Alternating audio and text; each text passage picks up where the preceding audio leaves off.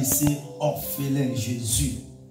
Quand tu quittais cette terre des hommes, tu as dit, la promesse de Joël va s'accomplir.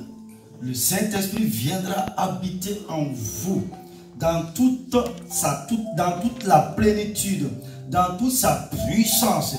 Et en ce moment, vous allez témoigner de ma part. Et en ce moment, vous allez marcher dans l'obéissance et dans la soumission. Et en ce moment, l'autorité vous a été donnée de guérir les malades et de chasser les démons pour manifester la puissance du royaume des cieux.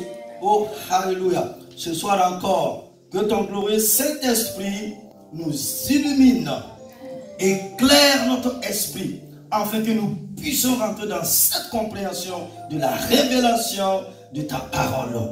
Éternel, notre Père et notre Dieu, bénis ta parole et bénis l'assemblée de ton peuple. Et au nom puissant de Christ Jésus de Nazareth, que quelqu'un dise Amen, Amen, Amen. Gloire à Dieu. Veuillez vous asseoir, s'il vous plaît. Et prenez vos Bibles.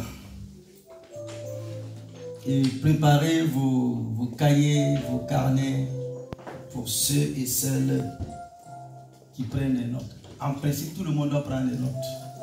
Si quelqu'un ne prend pas des notes, 2 semaines après, je vais venir te poser quelques questions. On est d'accord? Gloire à Dieu. Et heureusement pour vous, il y a YouTube et tout ça là. Que toute la gloire revienne à l'Éternel Dieu des armées pour cette soirée encore qui nous donne. Donc nous sommes sur ce grand thème, une puissance qui vient d'en haut. Amen. Une puissance qui vient d'en haut. Alléluia. Et ce soir nous allons voir les dons du Saint-Esprit et le ministère de puissance. Les dons du Saint-Esprit et le ministère de puissance. Partie 3. Et comme texte biblique de référence, nous lisons dans 1 Corinthiens au chapitre 12, versets 8 à 12.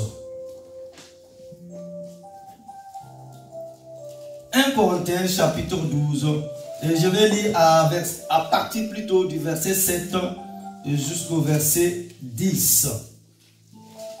Or, à chacun, la manifestation de l'Esprit est donnée pour le bien de tous. Verset 8. En effet, à l'un est donné par l'Esprit une parole de sagesse, à un autre une parole de connaissance selon le même esprit, à un autre la foi par le même esprit, à un autre des dons de guérison par le même esprit, à un autre la possibilité de faire des miracles, à un autre la prophétie, à un autre le discernement des esprits, à un autre diverses langues et à un autre l'interprétation des langues. Alléluia. Amen. Que Dieu bénisse sa parole. Amen. Une compréhension précise des dons spirituels est essentielle à un ministère de puissance. Cela est particulièrement vrai pour les 9 dons spirituels dont la liste est donnée dans 1 Corinthiens au chapitre 12, versets 8, 9 et 10. Les dons spirituels ont été définis de plusieurs manières. Nous utiliserons la définition suivante. Les dons spirituels sont des onctions surnaturelles données aux croyants, sinon données aux chrétiens, sinon données aux fils et aux filles du royaume des cieux, remplis de l'Esprit par le Saint-Esprit pour accomplir la volonté de Dieu. Premièrement, les dons spirituels sont de véritables dons. En tant que tels, ils sont donnés par pure grâce de Dieu et non sur la base de notre mérite. Waouh! Ils ne sont pas non plus donnés en guise de récompense pour répondre à des besoins spécifiques. Deuxièmement, les dons spirituels sont des onctions surnaturelles. Cela veut dire que les dons de l'esprit viennent de l'esprit et non pas des capacités humaines. En d'autres termes, ils opèrent sous la direction et le contrôle de l'esprit. Troisièmement, les dons spirituels sont donnés à des croyants remplis de l'esprit.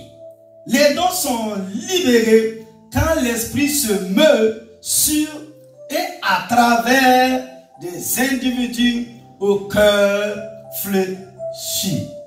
Ils sont libérés quand ces croyants marchent et vivent par l'esprit. Selon Galates au chapitre 5, verset 25. Si nous vivons par l'esprit, laissons-nous aussi conduire par l'esprit. Quatrièmement, les dons spirituels sont donnés par le Saint-Esprit. Le Saint-Esprit possède et donne ses dons. Selon 1 Corinthiens chapitre 12, verset 4 à 8. Ainsi, les dons opèrent selon la volonté de l'Esprit. 1 Corinthiens chapitre 12, verset 11. Ils ne fonctionnent pas selon la volonté de l'homme. Cinquièmement, selon notre définition, les dons sont donnés pour accomplir la volonté de Dieu. Ils sont donnés pour faire avancer le royaume des cieux. Les dons de l'esprit ne sont pas donnés pour accomplir les plans et les désirs d'un homme. Simon, le sorcier, a appris cette leçon dans Actes au chapitre 8, verset 20 à 23. Pierre, l'apôtre, l'a réprimandé pour avoir essayé d'acheter la puissance de Dieu avec de l'argent. Cet homme voulait utiliser la puissance de Dieu à son propre profit. C'est ce que je vous propose de voir en 2 points au cours de l'enseignement de ce soir. Premièrement, sur nos grands thèmes, identifier les dons spirituels. Identifier les dons spirituels. Grand thème. Nous allons à présent étudier les 9 manifestations de l'esprit selon 1 Corinthiens au chapitre 12, à partir du verset 7. Écoutez, Église, peuple de Dieu. L'apôtre Paul dit ici, il dit, or, à chacun, la manifestation de l'esprit est donnée pour l'utilité commune. En effet, à l'un est donné par l'esprit une parole de sagesse, à un autre une parole de connaissance selon le même esprit, à un autre la foi par le même esprit, à un autre des dons de guérison par le même esprit, à un autre le don d'opérer des miracles, à un autre la prophétie, à un autre le discernement des esprits, à un autre diverses sortes de langues, À un autre, l'interprétation des langues. 1 Corinthiens 12, 7 à 10. Les 9 dons. Les 9 dons de 1 Corinthiens 12 forment naturellement 3 groupes de 3 dons chacun. Le premier groupe est composé des dons de révélation. Ces dons nous permettent de connaître la pensée de Dieu. Waouh! Le deuxième groupe contient les dons prophétiques ou vocaux. Les dons prophétiques nous permettent d'exprimer les paroles de Dieu. Le troisième groupe comprend les dons de puissance. Ces dons nous rendent capables d'accomplir les œuvres, des œuvres plus grandes. Nous allons à présent identifier et définir les 3 dons spirituels de chaque groupe. A. Les dons de révélation. Ces 3 dons sont les suivants. La parole de connaissance. Une révélation surnaturelle de la connaissance de Dieu. 2. La parole de sagesse. Une révélation surnaturelle de la sagesse de Dieu. Sinon, la sagesse divine. 3. Le discernement des esprits. Une révélation surnaturelle concernant l'esprit qui se manifeste ou qui motive un acte. B. Les dons prophétiques.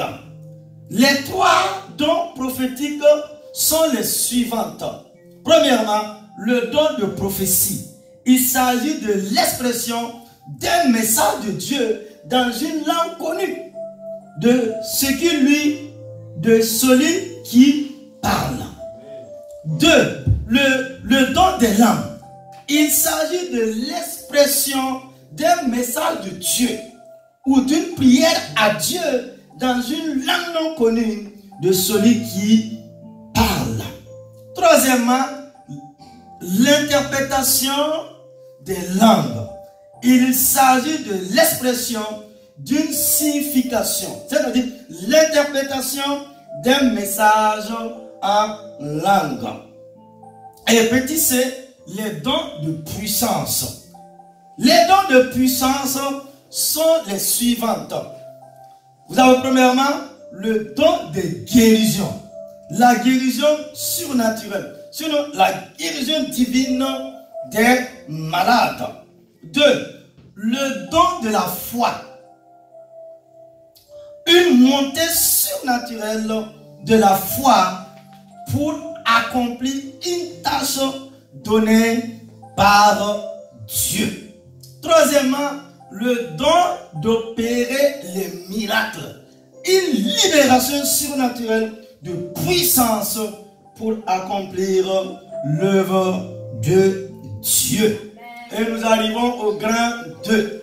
Deuxièmement, l'utilisation des dons spirituels dans le ministère de puissance. Waouh! L'utilisation des dons spirituels dans le ministère de puissance. Comme ces 9 dons sont-ils en relation avec le ministère de puissance? Je te pose cette question, mon frère, ma soeur.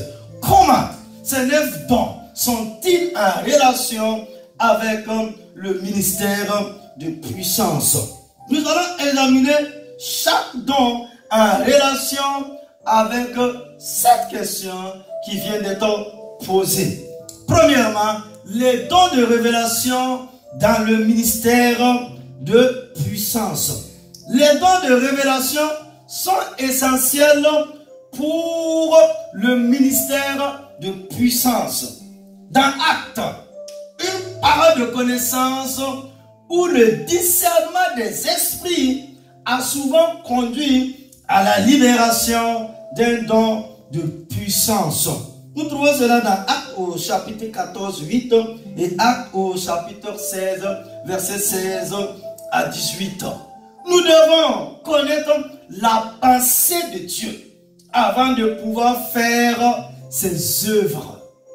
Hello, nous devons connaître la pensée de Dieu avant de pouvoir faire ses œuvres.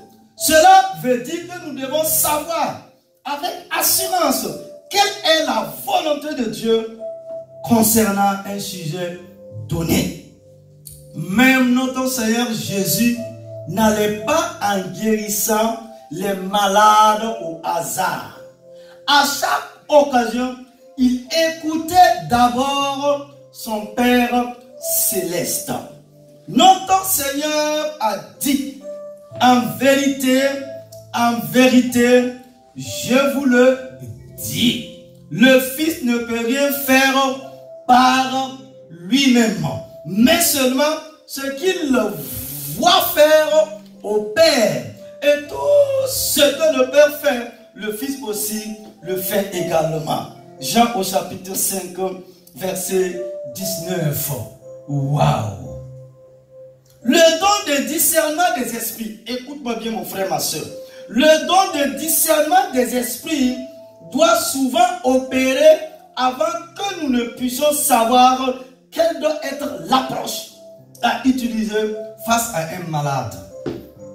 Il est souvent important de savoir pourquoi une personne est malade. Pourquoi une personne est malade? Pourquoi une personne est sous une pression? Pourquoi une personne est dans la souffrance? Alléluia. La maladie a-t-elle des causes naturelles ou démoniaques? Voilà une belle question. Est-ce que la maladie de ce frère ou de cette sœur a-t-elle des causes naturelles ou démoniaques? Smith Wigglesworth, un grand homme de foi, a une fois prié pour deux hommes sourds. Au premier homme, il a dit, sois guéri. Et l'homme a été immédiatement guéri. Smith Wigglesworth s'est tourné vers le deuxième homme et lui a ordonné, sors de cet homme, esprit de surdité. Waouh! Les oreilles de cet homme se sont ouvertes immédiatement. Plus tard, on a demandé à Wigglesworth la raison pour laquelle il a abordé différemment le cas de chacun des deux hommes. Il a répondu, on ne guérit pas les démons, on les sache. L'homme de Dieu a correctement utilisé le don de discernement des esprits. Sans ce don, il n'aura pas su comment exercer le ministère envers chacun des deux hommes sourds. Sans ce don, nous allons finir par essayer de guérir les démons et de chasser des maladies, alors que nous devrons faire le contraire. Oh Seigneur, aide-nous, fais-nous la grâce. Nous avons besoin d'une manifestation efficace des dons de révélation pour permettre la libération réussie des dons de puissance. Deuxièmement, les dons prophétiques dans le ministère de puissance. On a souvent besoin d'un don prophétique avant ou après une démonstration de la puissance de Dieu. Tel était le cas le jour de la Pentecôte, lorsque Pierre a prêché son fameux sermon. En réalité, le discours de Pierre n'était pas un sermon du tout. C'était plutôt un message prophétique proclamé sous une onction puissante du Saint-Esprit. Les Juifs qui étaient là ont observé le miracle de la Pentecôte. Démonstration, confrontation de puissance. Ils ont aussi entendu le message prophétique de Pierre. Déclaration, rencontre avec la vérité. Le résultat était que les gens étaient profondément convaincus de leurs péchés. Nous dit Actes au chapitre 2, verset 37. 3000 personnes ont été sauvées et baptisées ce jour même. Nous dit Actes au chapitre 2, verset 41. Alléluia. Paul a enseigné que les langues sont un signe pour les incroyants. Ceci montre à l'incroyant que Dieu est à l'œuvre dans son église. Waouh! Dieu est à l'œuvre, mon frère, ma soeur. Je dis, Dieu est à l'œuvre dans son église. Selon 1 Corinthiens au chapitre 14, verset 22. Et à travers la prophétie, un pécheur réalise qu'il est dans la présence de Dieu. Comme résultat, il sera convaincu de péché. Les secrets de son cœur sont dévoilés. Alors, tombant sur la face, il adorera Dieu. Actes au chapitre 14, verset 25. Certains messages prophétiques prédisent l'avenir. Ceci peut aussi être un puissant témoignage de la présence de Dieu dans l'Église. Nous voyons un exemple clair de ceci dans le ministère du prophète Agabus. Actes au chapitre 11, verset 28. Waouh! Mon ami, le ministère prophétique, là, ça sera un grand enseignement. Le ministère prophétique. Et voilà ce prophète Agabus. C'est comme cette soirée-là. Vous êtes là, et je prends un manteau. Je dis, mais le manteau, là, ça c'est le manteau. L'homme qui a amené ce manteau dans l'assemblée du peuple de Dieu, là, il sera tourmenté. Il va rencontrer les obstacles. Mais le Saint-Esprit va le conduire. Quand vous lisez attentivement les Saintes Écritures, il n'a pas vu Paul. Il ne savait même pas que c'était le manteau de Paul. Mais il était en train de prédire l'avenir. Ce que l'apôtre Paul va rencontrer comme problème. Il va arriver jusqu'à chez Néron. C'est ça la prophétie. Je ne sais pas chez vous en Europe, hein, mais en Afrique, parfois, quand tu écoutes les prophéties, je n'ai pas besoin que tu prophétises que j'ai un passeport dans mes chaussures. Ça va me faire quoi? Je n'en ai pas besoin. Écoutez-moi bien, la prophétie là, ça veut dire les dons ont été donnés pour l'utilité commune. Et on ne prophétise pas aussi. Les gens aiment être prophètes aujourd'hui parce que non, ça c'est pas la prophétie. Ça veut dire, c'est la parole de connaissance. Il y a une différence entre la parole de connaissance et la prophétie qui a été donnée. Donc comme tout le monde veut être prophète, moi je dis c'est pour leur ventre. Prophétiser sur nos nations. Regardez ces calamités qui se lèvent de nation en nation. Regardez ces derniers temps en Europe. Tempête, ouragan, feu de brousse. Regardez en Afrique. Coup d'état, toutes sortes de choses. Vous voyez déjà ça. Et comment nous devrons aller dans la présence de Dieu et demander pardon pour nos péchés. Le Saint-Esprit vient d'abord. Les gens ont renversé les choses. Mon frère, le Saint-Esprit, quand il vient premièrement, c'est pour te convaincre de péché. Le but premier. Le jour de la Pentecôte, il y avait cette réalité tangible de la puissance de Dieu. Les gens étaient convaincus que dans leur cœur, dans leur vie, ils ont besoin de Dieu. Et à partir du moment où ils ont fait la paix avec Dieu, les choses vont marcher. Les démons ne peuvent plus rester en vous. Le feu de l'Esprit de Dieu.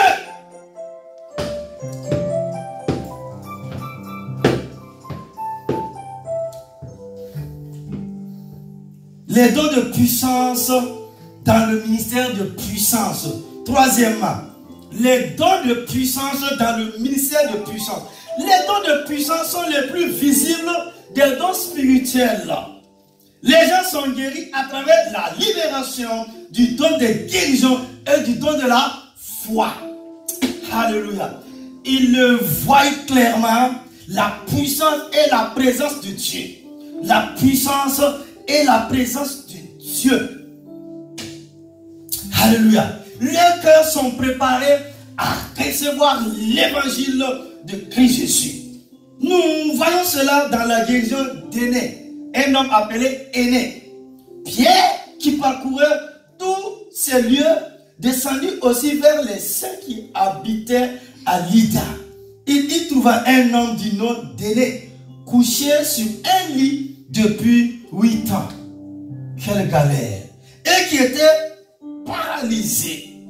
Pierre lui dit, Énée, Jésus-Christ te guérit. Lève-toi et toi-même arrange ton lit. Et ma Bible m'enseigne que aussitôt il se leva. Après 8 bonnes années, tous les habitants de Lydda et de la plaine de Saron le virent et se convertirent au Seigneur Jésus-Christ.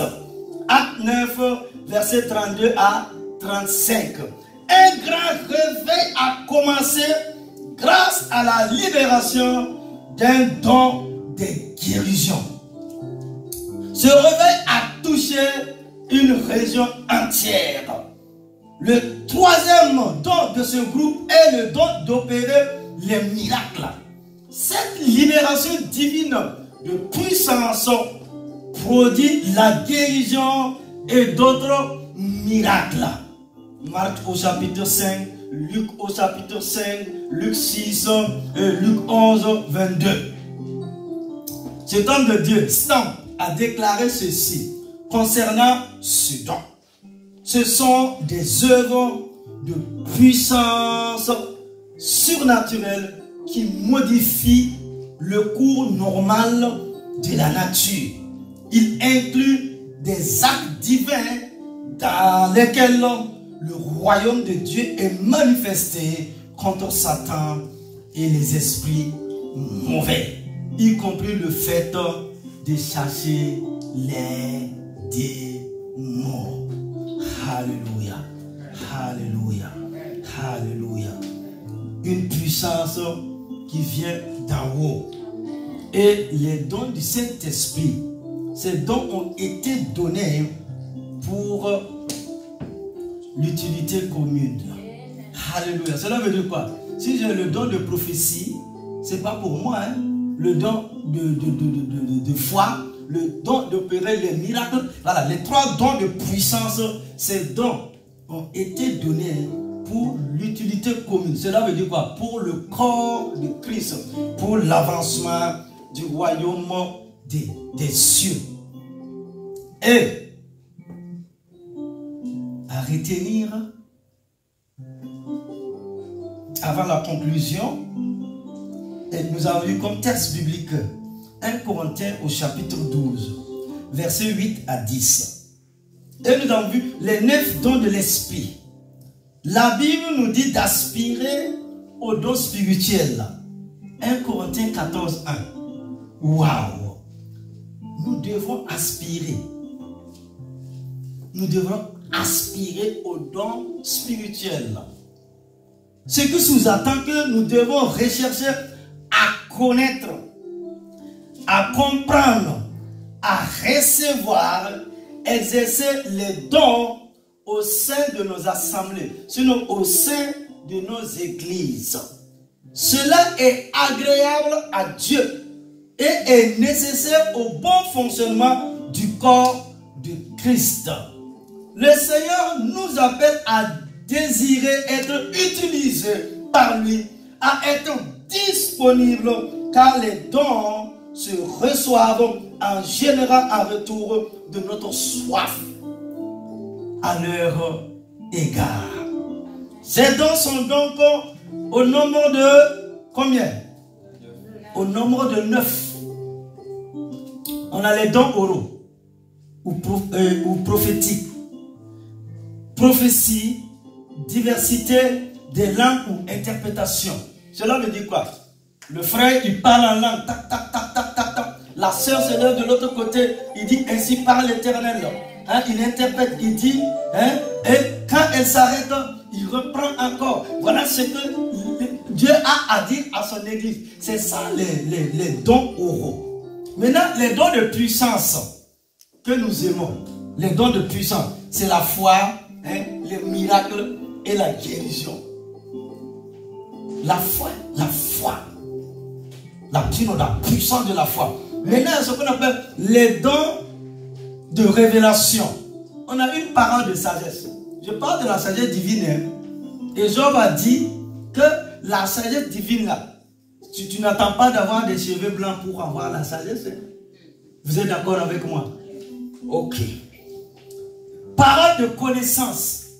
Ça veut dire, tu es avec un frère ou une soeur, hein? Il y a quelque chose, ça vient dans ton cœur. Et tu commences à dire au frère ou à la soeur là, et pendant que tu es en train de me parler, ça veut dire, voilà ce que je reçois. Et vice versa, ça veut dire ton âme même est dans un repos. Et tu sais que c'est limpide. Tu vois, tu sais, la révélation qui vient là, il n'y a pas de l'eau qui est rentrée dans le gaz. C'est propre, comme on aime le dire. Maintenant, là où j'ai aimé, c'est le discernement des esprits. Hein? Et vous avez vu quand la sœur a fait la modération, la sœur a été, j'ai dit, mais le discernement des esprits. Vous êtes d'accord avec moi? Il faut savoir discerner quel est l'esprit qui parle. Vous êtes d'accord avec moi? Regardez-moi l'apôtre Pierre. Tout de suite, il était là. Il a dit à Jésus, tu es le Fils de Dieu. Tu es le Fils de Dieu vivant. Tu es venu de Dieu pour nous sauver, pour nous manifester la puissance du royaume. Et Jésus a dit, ce que tu as dit là, ça ne vient pas de l'homme, ça ne vient pas de la chair, mais c'est une révélation qui vient de Papa bon Dieu. Mais ma Bible me dit, quelque temps plus tard maintenant, Jésus dit, hey, je dois aller à la croix. Je dois aller à Golgotha. Pierre a dit, non, ça, ça jamais. Jésus s'arrête. Il dit, arrière de moi, Satan. Pourtant, il s'adressait à Pierre. Mais c'est Satan derrière Pierre qui parlait. Et Jésus qui a le discernement des esprits là, hein, à discerner. Non, regarde tout de suite, tu as prophétisé positivement. Et quelque temps, tu ne veux pas que tu as oublié que je suis venu là, c'est pour aller à la croix. Le but final, c'est Golgotha pour réconcilier l'humanité avec le Père éternel, le Dieu de gloire, l'ancien des jours. Waouh! Maintenant, un autre jour, c'est Paul. Il est arrivé dans une ville. Paul a manifesté la puissance du royaume. Il y avait une jeune femme aussi. Elle avait un esprit de python. Ça veut dire un esprit de divination. Et avec ce don démoniaque-là, elle avait des maîtres qu'elle les a rendus riches. Maintenant, Paul est en train d'opérer sous un jour nouveau. Le ciel était ouvert. Il y avait une manifestation de la gloire, de la réalité de Dieu. Elle aussi, hein, pourquoi on parle d'elle? Pourquoi on dit qu'elle a quelque chose? Alors ce n'est pas le même esprit. Elle a dit, vous voyez Paul et Silas, vous voyez les autres, écoutez-les, ils viennent de Dieu, écoutez-les, ils parlent de Dieu. Mon frère, ce qu'elle a dit là, ce qu'elle disait, vrai ou faux? C'était vrai. C'est comme croyait aussi en moi, hein? Et c'est comme s'il faisait la campagne de Paul. La Bible dit, après plusieurs jours, l'apôtre était très fatigué de cette femme-là. C'est arrêté. C'est arrêté. Il a regardé le discernement des esprits. Et il a dit, esprit de python, sors de cette femme-là. Ce que tu prophétises là, ce que tu dis là, c'est un esprit de python. Tu vas sortir. Ma Bible me dit quoi? Quand l'esprit est parti là, elle ne voit plus haut. Ça veut dire dans sa sorcellerie là, elle ne voit plus rien. Et les gens de la ville là, les maîtres là, se sont levés contre Paul. S'ils n'avaient pas eu le discernement, ça veut dire les gens allaient continuer à écouter Paul et à écouter cette femme là, des Actes au chapitre 16. Vous savez comment se manifeste le discernement des esprits? Maintenant, il y a trois sources, mon ami. Il y a l'esprit de l'homme qui parle. Hein. Il y a la voix de l'esprit de l'homme qui parle. Et l'apôtre Paul a toujours dit, quant à moi, il n'a pas dit l'esprit, hein, il dit, moi je donne ma position. C'est différent. Donc il y a l'esprit de l'homme qui parle. Nous devons discerner. Deuxièmement, il y a le Saint-Esprit. Et puis troisièmement, il y a la voix du démon. Donc si nous n'avons pas compris ça là, l'église est vraiment dans, ça veut dire, dans une confusion. Et ces derniers temps, tout le monde est en train de dire, c'est pour l'utilité. Cela doit amener l'harmonie, la paix et le miracle de Dieu. Si c'est le contraire, nous devrons repartir au pied de la croix. Et demander, ça veut dire, le discernement des esprits.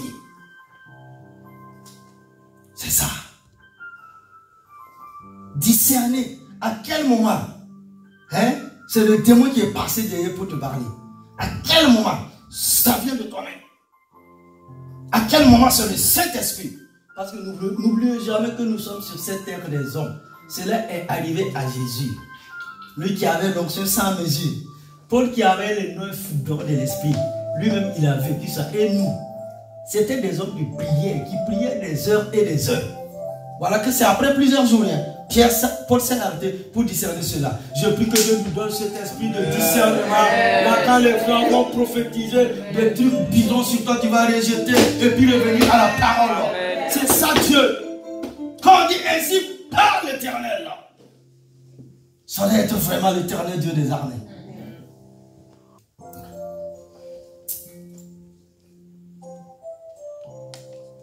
Je vous ai dit, ils se répartissent en 3 groupes de 3. Les dons oraux ou prophétiques, prophétie, diversité de langues, interprétation de langue. Et deuxièmement, les dons de puissance, foi, miracle, guérison. Troisièmement, les dons de révélation, parole de sagesse, parole de connaissance, discernement des esprits. La définition de chacun de ces dons nous permettra de bien comprendre ce qu'ils ont de particulier. Mais on ne peut pas parler les dons de l'esprit sans parler du fruit. Au fait, le fruit, ce n'est pas les fruits, hein, le fruit de l'esprit. Les dons de l'esprit sont les capacités qui donnent aux saints, c'est-à-dire à l'église, pour apporter un bel évangile de Dieu aux autres. Les saints se consacrent donc au travail de Dieu avec les dons qu'il prodigue et l'Esprit Saint les aide à donner la gloire au Seigneur.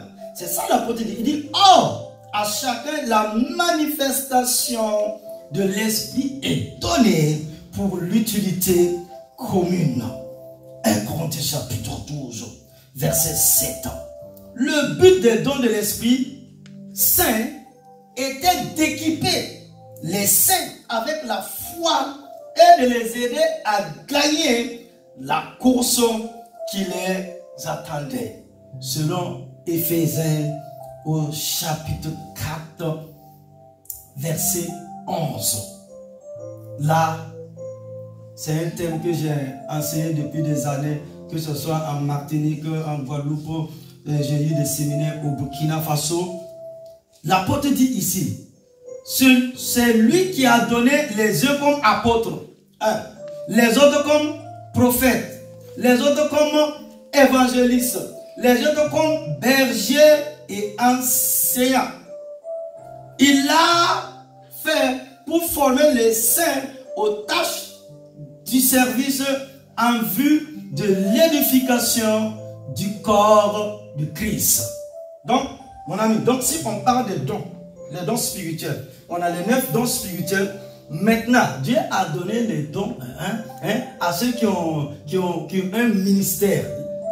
Les dons du ministère. Donc, dans les dons du ministère, vous avez l'évangéliste, vous avez le pasteur, et vous avez l'apôtre, vous avez le prophète, et vous avez l'enseignant ou le docteur.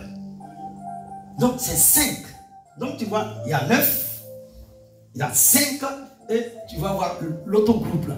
Donc maintenant, la manière dont le prophète opère est différente de la manière dont l'apôtre opère.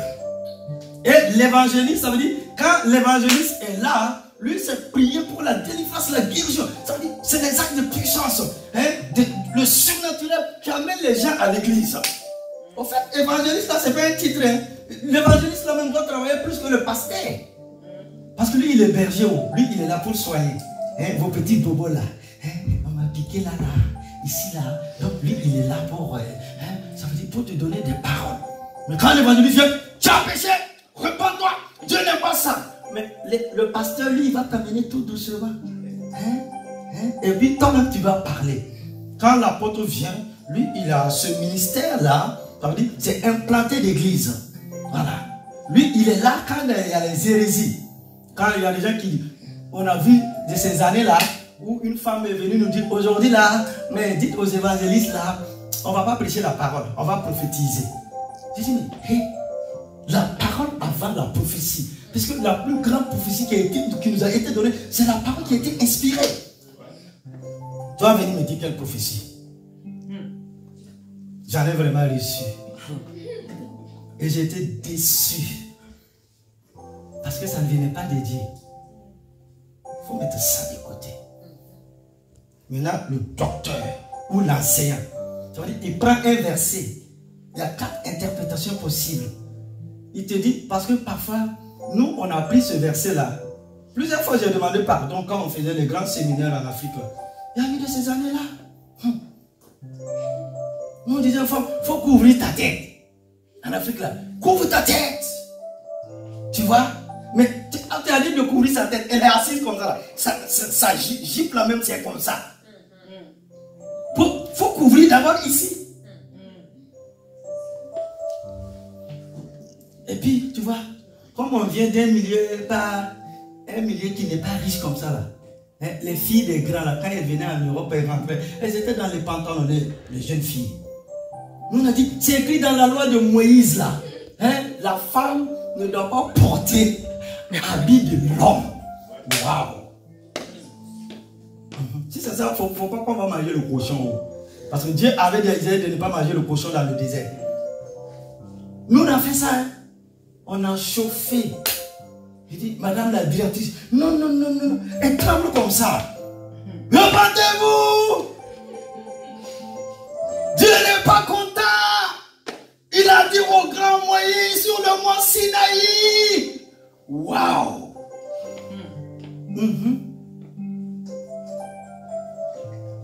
Le jour où je suis allé à Abidjan à côté là, j'ai dit, je suis allé au Ghana là, j'ai dit, parce qu'au Burkina Cola là, tu ne manges pas.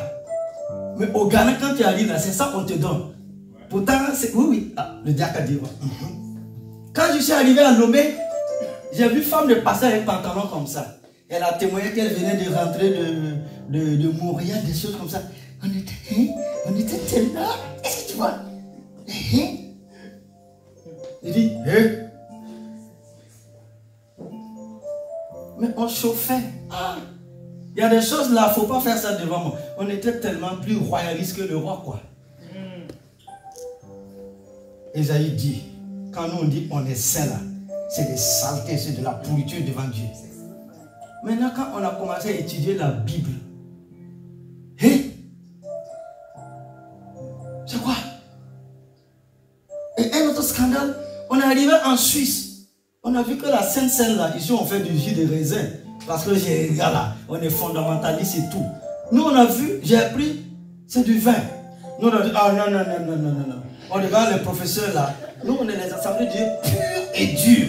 Ah non, non, non, non, non. Non. C'est quoi ça? Et donc j'ai dit, mais selon la culture, les choses comme ça, j'ai dit, mais, donc si nous mettons la culture du royaume, mais qu'est-ce que la Bible dit dans ça?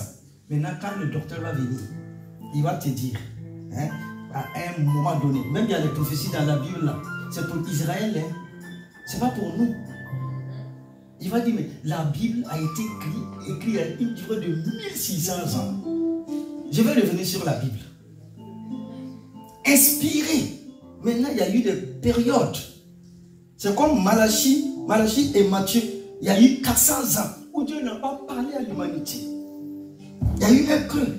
Mais maintenant, le docteur va venir te dire, quand Jérémie a prophétisé, c'était quand Israël vivait la situation, hein, c'était pour les autres nations et c'était pour l'avenir. Donc, il va prendre la parole et te dire, pourquoi Moïse a dit ça? Pourquoi il a dit ça? Sinon, attendez, nos sœurs là, si je me lève aujourd'hui dans l'église, je vous dis de ne pas porter les pantalons jeans et autres là, avec le froid. Hein? Il paraît que ça, la femme là, après, elle a des maladies bizarres, on prie pour qu'elle puisse avoir l'enfant, et puis ça serait difficile. Où est la sagesse de Dieu? Il dit, où est l'intelligence de Dieu? On a fait l'amalgame, et puis on a mélangé les choses. Donc quand les gens viennent dans la foi chrétienne, comme ils ne sont pas enseignés, osez dire, le manque de connaissance, le peuple de Dieu périt. Ce n'est pas les démons, hein? Ce n'est pas les sorciers. Non. Reste dans la parole. Je dis, laisse-toi imprégner par la parole. Et accepte. Et Jean 4 dit, le Saint-Esprit en toi est plus fort que celui qui est dans le sorcier. Rien ne peut. Quand Dieu te promet quelque chose, ils peuvent ralentir ça. Mais ils ne peuvent pas annuler ce que Dieu veut faire dans ta vie. C'est ça. Dans notre couche là, combien de sorciers, combien de personnes veulent notre mort là? Même dans ta propre famille. Quand tu vas aller te rentrer te coucher là, il va faire ça. Comme charognard. Il va venir t'étouffer et puis partir. Pourquoi Dieu n'a pas permis ça? Il y a des choses, il faut que vous enlevez ça. Non, enlevez ça. Non. Tu peux pas être enfant de Dieu, avoir le Saint-Esprit et puis avoir peur. Tu as le feu. Tu dois envoyer le feu. Non.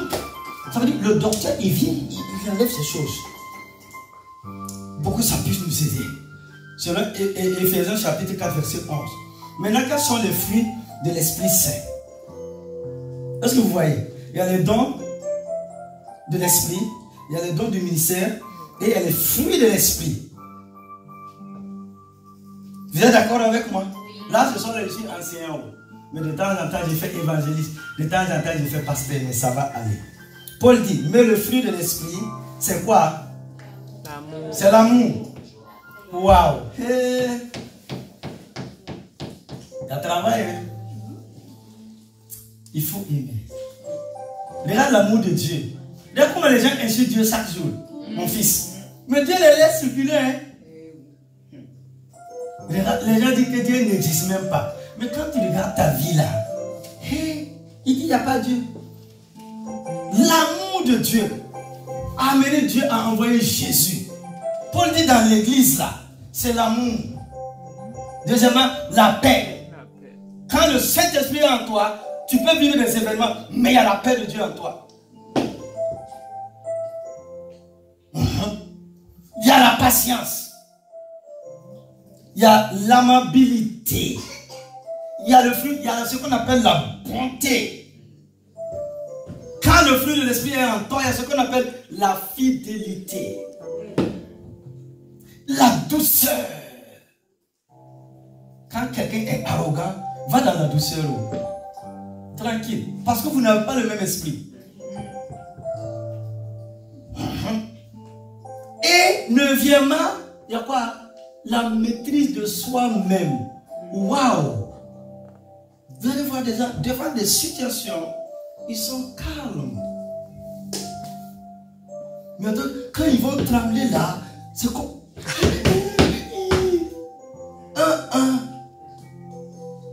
Non.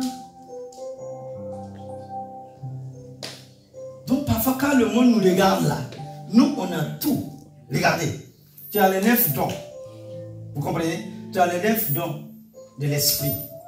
Hein? Tu as les 9 fruits de l'esprit. C'est un seul fruit. Hein? C'est comme on appelle les oranges là, avec les tranches. Tu as le fruit de l'esprit et il y a 9. Hein? Et puis tu as les 9 dons de l'esprit pour opérer dans le royaume de Dieu. Et maintenant au milieu tu as ce qu'on appelle les dons du ministère. Et il y en a 5. C'est comme ma mère. J'attends d'aménager mon bureau là. Je vais revenir sur ça. Les dons du ministère pour vous éclairer. Hein? Oui, les dons du ministère, il y a 5. Là, quand vous allez écouter les gens, Voilà. Et je vais vraiment m'attarder beaucoup sur le prophète. Et sur l'évangéliste. Le docteur, il faut aller vraiment étudier. Voilà. C'est comme aujourd'hui, si tu veux être docteur, là, minimum c'est 7 ans. Si tu prends une spécialité, 5 ans comme ça va faire combien? 12. Je crois que ton fils il a fait 15 ans ou un truc comme ça. D'études. Une fois, il faut que vous allez étudier la Bible et l'archéologie. L'archéologie et autres là. Ça veut dire la mer morte.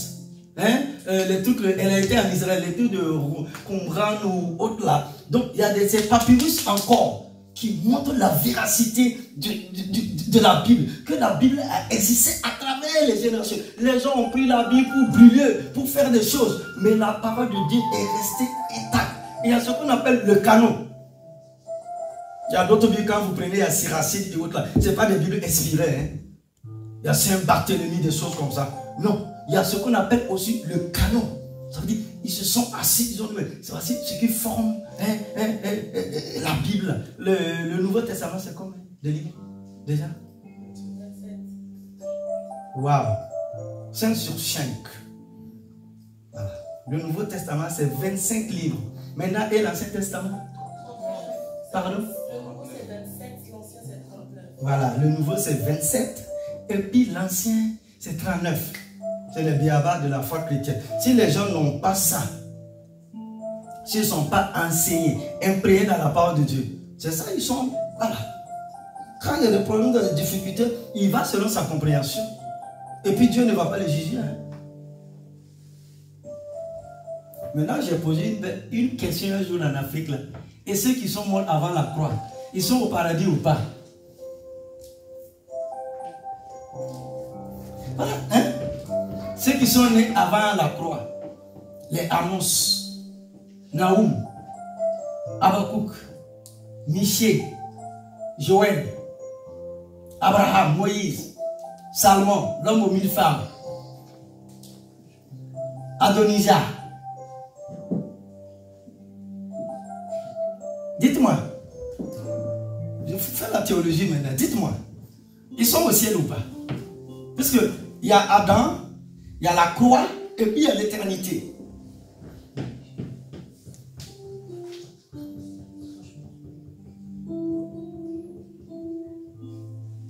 Vous êtes d'accord avec moi?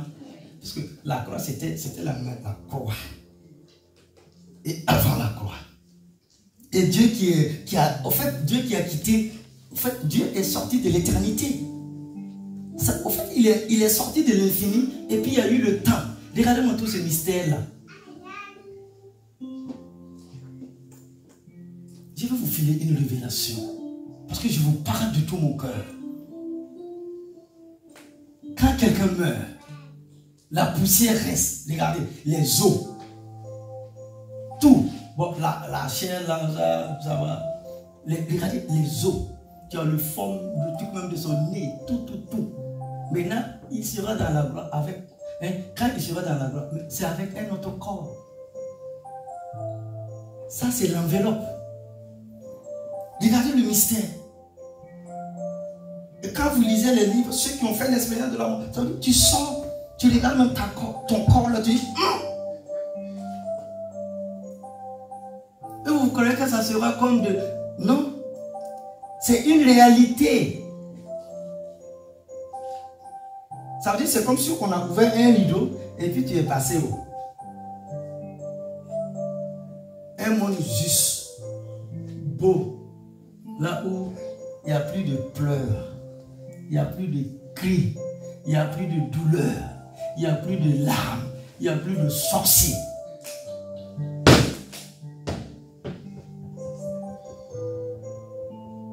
Donc j'ai 7 bonnes années avec toi. Et puis après tu as tout pour opérer.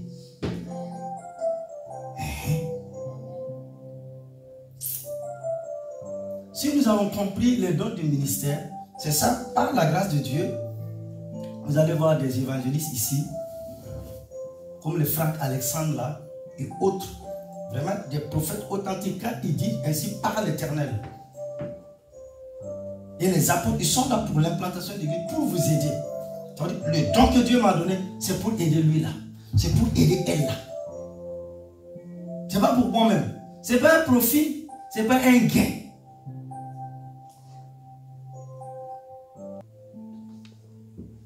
Conclusion. Gloire à Dieu. Les dons de l'esprit sont essentiels à tout ministère de puissance. Nous recevons de la puissance lorsque nous sommes baptisés dans le Saint-Esprit.